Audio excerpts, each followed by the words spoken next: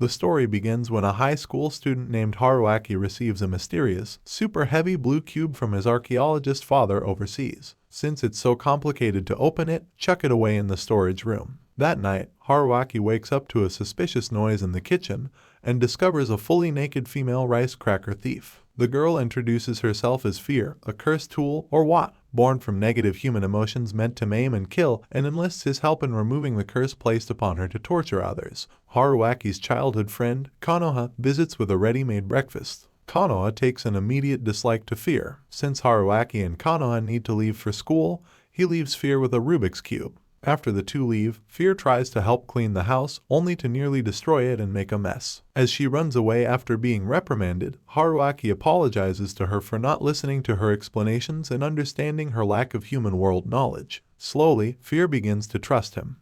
Haruaki tells her that she is going to be transferred to his school together with Konoha, much to Konoha's disgust. Fear's appearance immediately has the whole school going crazy over her adorable appearance and childlike attitude. After letting the entire class in on the fact that she knows Haruaki, he gets questioned as to the relationship between the two. Fear, on the other hand, deals with several clubs trying to pressure her into joining them. After school ends, Fear reflects on the hectic first day and, along with Haruaki and Konoha, decides to take a detour to a lookout point by the ocean. A happy moment turns dangerous when they are attacked by Peavey, a sadistic woman from an organization dedicated to exterminating cursed tools, the Knights of the Battlefront, specifically Fear, whose full name is revealed to be Fear and Cube. Peavey reveals Fear's dark past as a cursed tool created during the height of the Inquisitions, and her participation in it as a torture device with 32 methods of making people suffer. Konoha didn't like the way Peavey runs down Fear and attacks her with her hand blade, though she gets beaten up a little.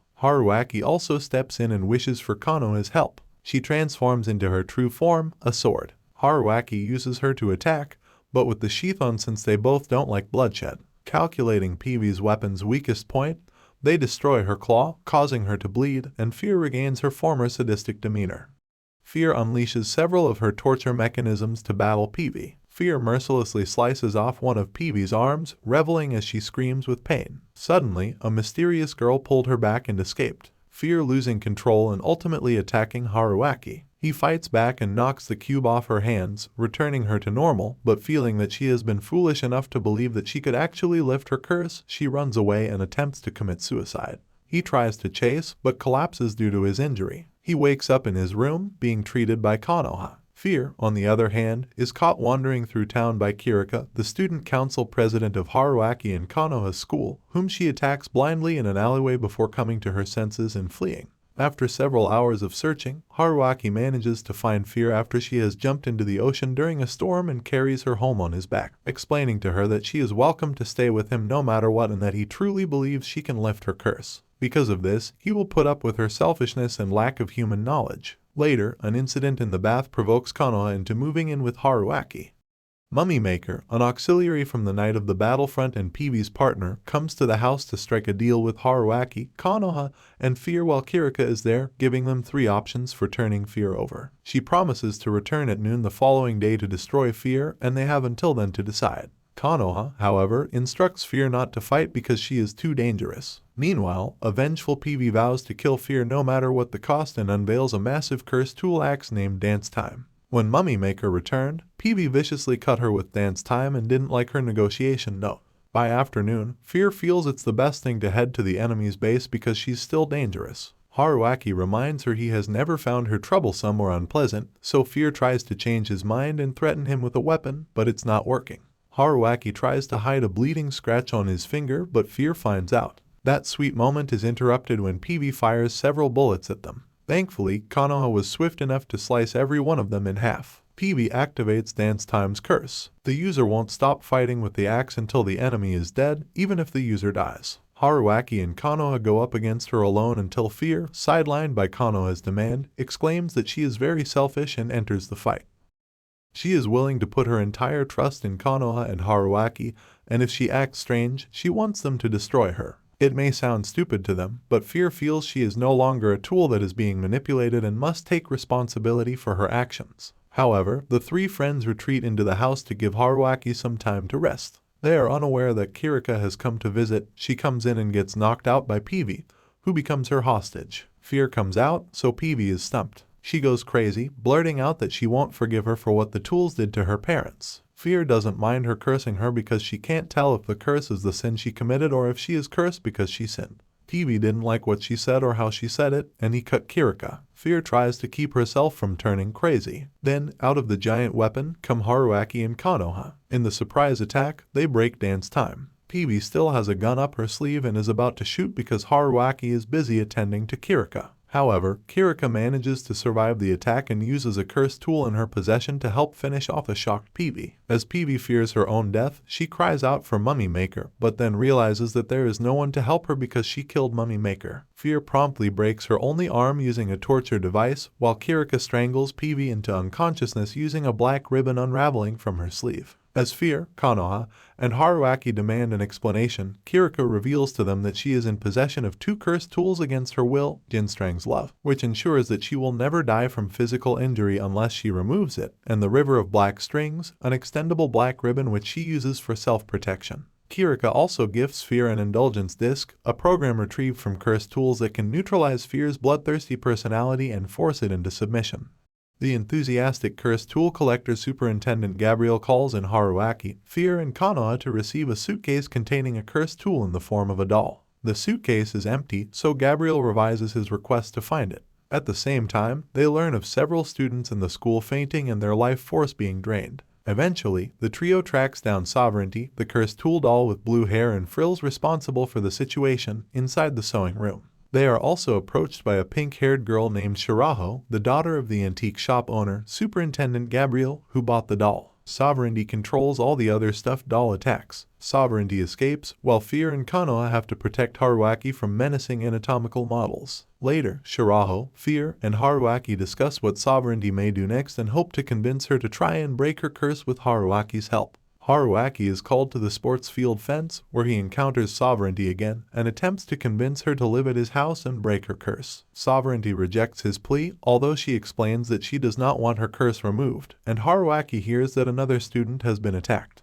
Konoha has become the next victim of Sovereignty. As she rests in Haruaki's house, Kirika becomes angry because he is keeping information from her and trying to keep her completely uninvolved due to his promise to treat her normally as a classmate and student and not someone who knows about cursed tools. After Konoha recovers, they investigate the situation further. When Shiraho disappears as well, the 4 students ask the school nurse for Shiraho's address, who hands them the file. Upon looking at Shiraho's file, it is discovered that the Shiraho they knew had lied. It was in fact the pink-haired girl that was Sovereignty and the blue-haired girl with frills to be the real Shiraho. Afraid they are running out of time, the 4 friends rush to Shiraho's residence, only to find their suspicions confirmed. Sovereignty, suffering from its curse, has pinned Shiraho to a wall with one of its blades. Fear and Kirika force Sovereignty off Shiraho, but things only get worse when Sovereignty unwillingly rushes Haruaki with the blade instead. Kirika takes the blow, and Sovereignty flees in a terrified state. The group is left with Shiraho, who explains that Sovereignty's true curse is that the owner will fall in love with him, her due to it being the perfect girl. Boy doll before being killed by Sovereignty's blades when the killing organ within Sovereignty detects a certain level of love. The reason for Sovereignty attacking others was to temporarily distort the Sovereignty's power to measure love so that the killing organ would be rendered unusable for the time being.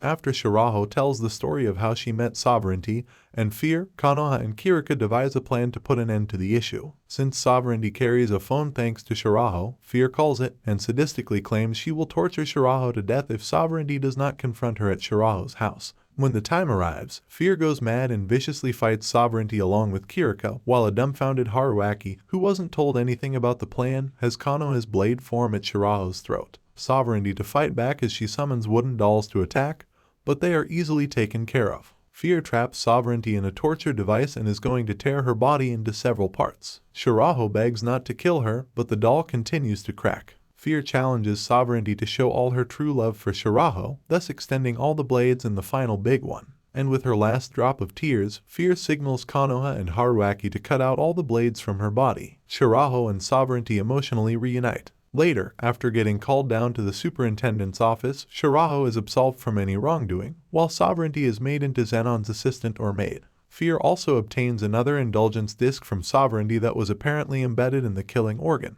While Fear is home alone practicing her dance for the school's athletic festival, Haruaki and Konoha are out shopping. After a few frustrated failures, Fear storms inside, only to discover a spider is lurking in the house. As Fear tries to hunt it, a large creature captures her, causing her to scream. Haruaki hears and rushes in, only to find Fear being suspended in the air by the hair of a former lodger at his house, Kuro. A former cursed Japanese doll designed to drain her owner's life force, Kuro is now completely lifted from her curse and has opened up a famous hair salon. After an awkward reconciliation, Kuro explains that she came back to town, deciding she would open up her old hair salon. Kuro also reveals she has been targeted by a strange group, which is met with the timely arrival of a strange woman carrying an oversized viola case named Alice. Alice introduces herself as a member of the Vivolio families, an organization devoted to worshipping cursed tools, stating she simply wants to invite Kuro to stay with her. Upon recognizing Fear and Cube, however, Alice shifts to trying to get her to join instead of Kuro. Fear promptly rejects her, causing Alice to take her leave. As she leaves the grounds, Alice declares she'll try to invite Fear to the Vivolio families once more. Meanwhile, Kirika discovers that her partner from her research organization is responsible for releasing Sovereignty and causing the incident.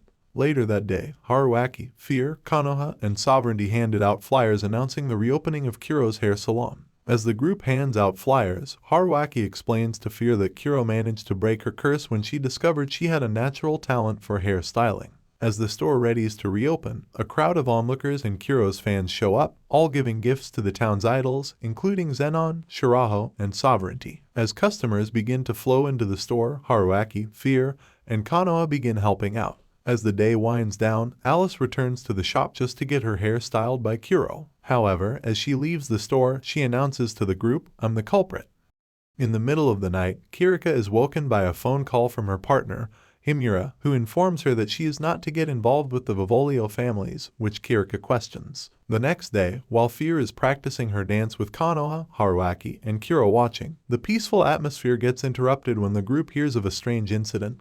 A woman in her late 30s has been murdered. Later at school, Fear overhears Haruaki and his friend Teizo talking about the murder, when Teizo explains that the victim was crushed into the shape of a box and parts of their body were missing. This unnerves Fear, who later explains that this may be Alice's way of trying to force Fear to join the Vivolio families. Haruaki and company track her down to a diner, but Alice refuses to divulge anything as to the crime and leaves. Fear, Haruaki, and Konoha promptly give chase, leading the two to an abandoned house. After a 2-minute battle in which Alice unveils a cursed tool in her possession named Carnival Cooker, she tears down the house on the trio. Konoha cuts her way out of the rubble while Fear protects Haruaki inside of her brazen bull configuration, the Howling Steel Ox. Shortly afterwards, while Haruaki and Kirika are working on paperwork, she collapses, and a panicking Haruaki carries her to the infirmary. Kirika wakes up shortly after, and against Haruaki's insistence on staying in bed, she asks to head back home. School nurse Ganon arranges for a taxi to take them back, where Kirika invites Haruaki inside.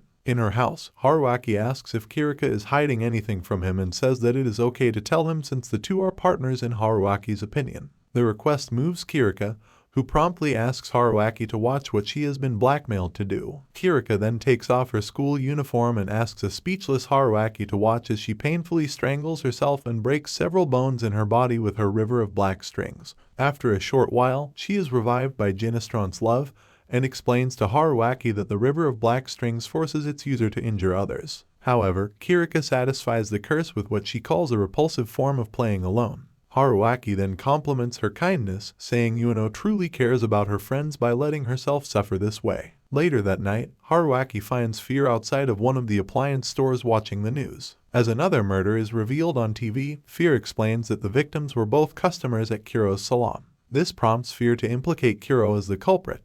Kirika shows up at the Haruaki residence, finally deciding to get involved with the situation. She begins breaking down the information that the group knows so far. However, Fear interrupts and pins the murders on Kuro due to suspicion, and she runs off to her room when Haruaki interjects. Kirika promptly asks Kuro for an explanation, to which she states that she knew the hair was of the deceased and aided both in the spirit of mourning the dead and also to replenish her special abilities. Shortly afterwards, Alice returns and lures Fear and Konoha outside, while Kirika, Haruaki, and Kuro are still in the house. Kirika immediately figures out Alice was splitting the group up and is proven correct when Alice renders Kuro immobile with another cursed tool in her possession, the suicidal beautification mirror, and kidnaps the three of them with a blade to Haruaki's neck. Alice later explains in a video message to Fear that her only wish is to become Fear's family to her, a being that isn't even human. Declaring all Wat as transcendental, Alice exclaims that Wat and their curses are above humans and that Wat should be free to satisfy their curses on humans.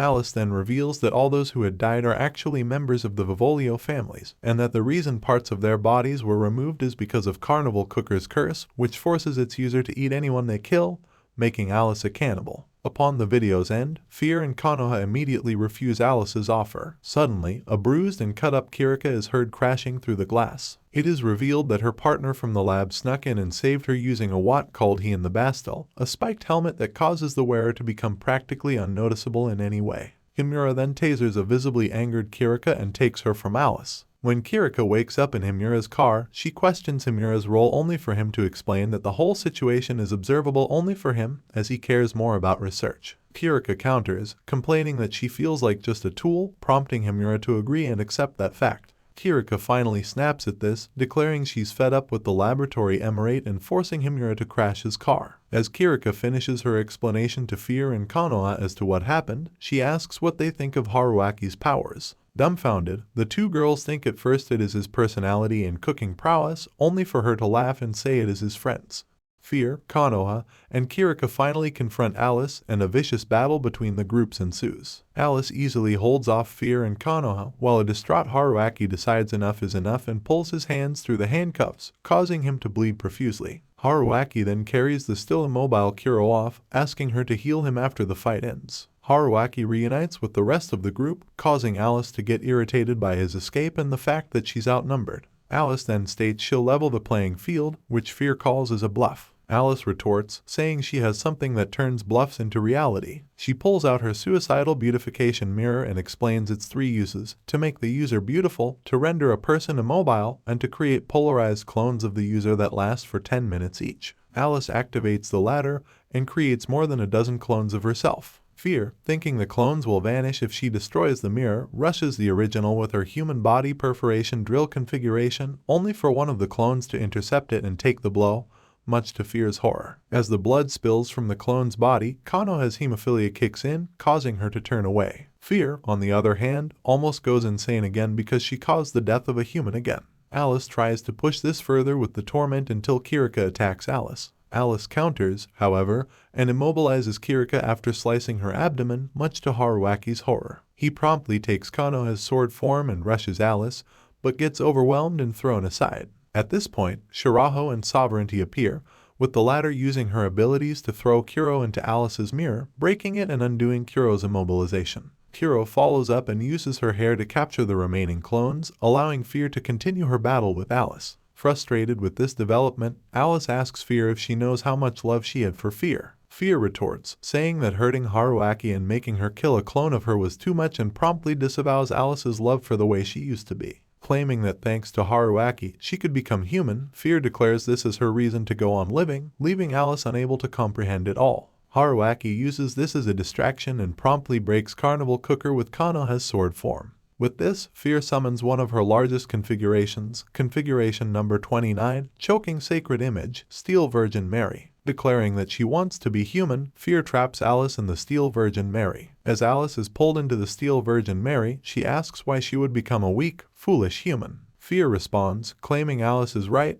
but states that she wants to be happy like humans as well. Fear exclaims that, for that reason, she sees humans as the true transcendentals. As the Steel Virgin Mary closes on her, Alice tearfully screams before getting shut into it. As the sun rises, a battered and cut Alice has her back to the ocean. Stating that they should almost be here, Alice jumps off into the sea, only to get caught by a passerby in a boat. Fear, seeing this, fires off one last attack to stop her along with Kuro, but both attacks are intercepted by the Wat, who is on board. The Wat, Abyss, tells Fear that even though they fought, Alice truly loves her. Abyss also reveals that 2 indulgence discs are in Carnival Cooker and the Suicidal Beautification Mirror, respectively, and Fear can have them. After the athletic festival, Fear asks Haruaki one more time if she can truly remove her curse, and how Kuro and Konoha were relieved of their curses but still had their powers. She wonders if they were humans turned into cursed tools or tools turned into humans, to which Haruaki replies that she doesn't have to know and promises her that he will remove her curse.